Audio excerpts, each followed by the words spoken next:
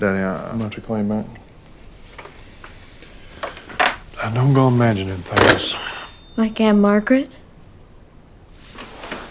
Scooby? That's it, woman. I don't want to hear another word. Was there something you're hiding? I don't have a goddamn thing to hide. You're just being too goddamn aggressive and demanding.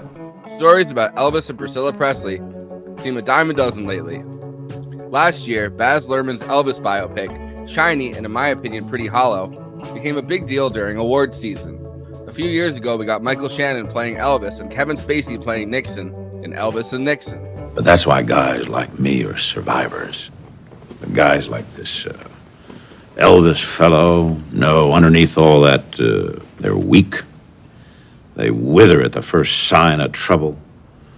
They just crumble like a sand dune. Several documentaries like The Searcher and The King have come out in the last few years.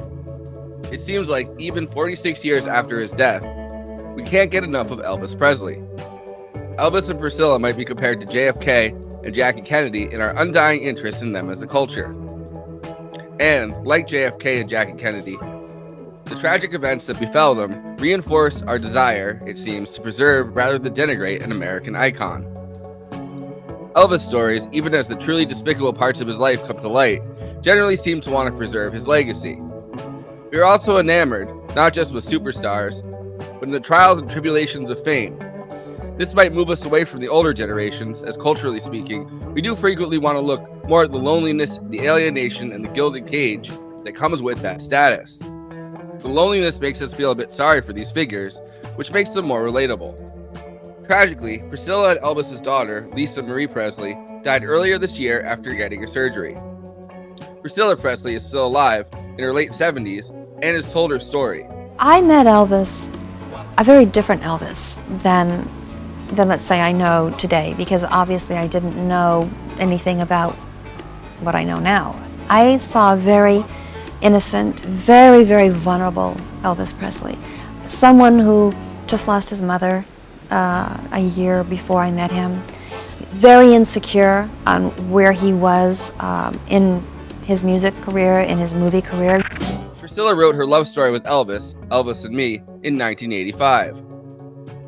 Most of the films about Elvis in recent years have looked at Elvis' story either through his eyes or other male characters like Colonel Tom Parker. No, they are not putting a colored boy on the hayride. That's the thing. He's white. He's white? What do you think? However, not many films have given Graceland a female gaze. And Sofia Coppola approached Priscilla to tell that story in this year's biopic, Priscilla. It's tough to make a biopic about someone who's still alive, and it was presumably expected to sign off on it. Priscilla is the story of a deeply toxic relationship between Priscilla, who was 14 when Elvis meets her, and Elvis, who was 24. Although Priscilla has claimed that for years, Elvis kept her as a virgin, while eventually she lived at Graceland and slept in his bed. Even though I was 14, I was actually a little bit older in life, not in numbers. And that was the attraction. And, you know, people think, oh, it was sex, it was this. Not at all. I never had sex with him. He was very kind, very soft, very loving, but he also respected the fact I was only 14 years old. We were more in mind and thought. They got married when she was 21, and that's when they conceived their child. Sofia Coppola chose to remain pretty faithful to the Elvis and Me book written in 1985 as a conclusive telling of the story. It's a tightrope walk because of Priscilla's involvement and understandable desire to protect her deceased ex-husband's legacy. It's difficult, very difficult to sit and watch a film about you and about your life and about your love. And sorry.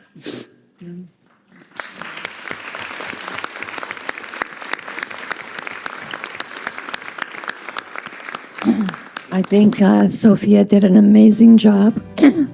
Coppola goes easy on Elvis, focuses most of the story on Priscilla herself. Wonderfully played, I will say, by Kaylee Spaney.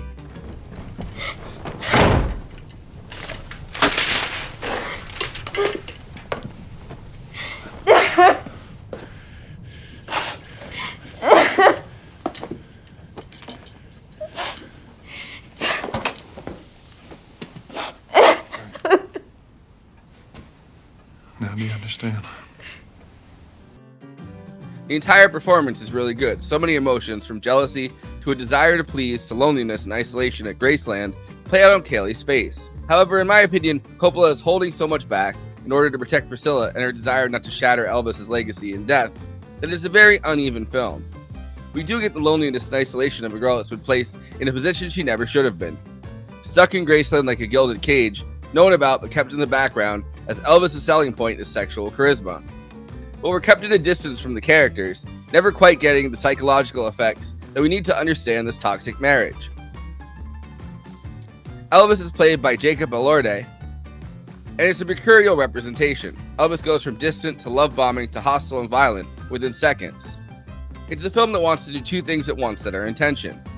It wants to tell you Priscilla's story from her perspective in the way that she has told it, protecting who she wants to protect, and keeping her center stage, while letting the audience into the toxic, abusive, sometimes violent back and forth that characterizes this relationship. Ultimately, doing both things seems pretty impossible. In some ways, it's also ultimately a coming-of-age story, and honestly, I wish we had seen more of that part of it. Yeah, I don't know why I keep coming back to it, but hopefully I'll grow up soon. But I've always been interested in identity and how one finds that. I'm always curious about how people find themselves in situations and how they emerge and who they become. And so Priscilla's story was so rich about that, of her really opening up about how she found herself and being with someone with such a strong identity, and then emerged to find her own identity. Priscilla, starting out at age 14, is a quiet, shy, and distinctly lost soul. We get her childhood at an army base in West Germany as a typical representation of post-war army life. Moving around like that is already an alienating experience without moving to a different continent. By the end of the film, Priscilla has what you'd hope she had gotten as a child somewhere: a normal social life with friends and a career. And I wish we had seen more of the transition from Graceland to her escape. The catchiness that it's missing. Watch out!